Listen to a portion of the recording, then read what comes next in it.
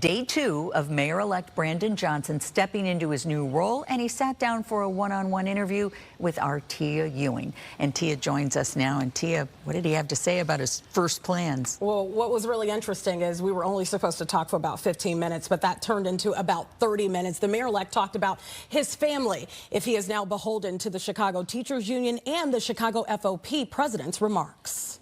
The Chicago FOP president said that he felt like if you were elected, there would be bloodshed, that there would be 1,000 officers that will walk away from the job. What is your response to that?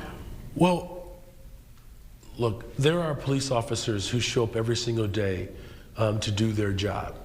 What I understand as someone who showed up every single day to do my job as a public school teacher, one of the hardest parts about doing your job, serving in the city of Chicago, is having to do your job and someone else's job. I'm going to provide some alleviation from those responsibilities so that police officers can do the job that they're actually trained and hired to do.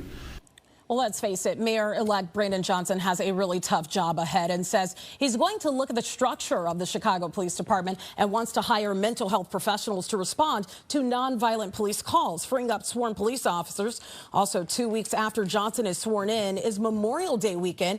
In the past, it's been among the most violent in the city. On top of that, the city won't have an official police superintendent yet. The Community Commission for Public Safety and Accountability has until mid-July to hand over the names of 3 finalists to the new mayor. Now, also on the table will be the contract for the Chicago Teachers Union. The city's collective bargaining agreement expires with them next year. Johnson, a former teacher and most recently a Cook County commissioner and a union organizer, had the financial support of the CTU during his campaign. And on election night, right before his victory speech, President Stacey Davis Gates opened up for him. Now, many question if the union will be running the 5th floor. Johnson says he will negotiate in good faith.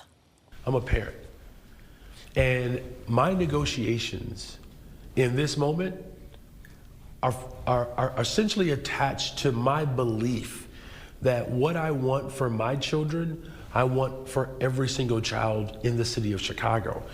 I'm going to be negotiating for a better school district, not a contract, but for a better school district. The scope of the work that I will have to do as mayor of the city of Chicago is far greater than a book.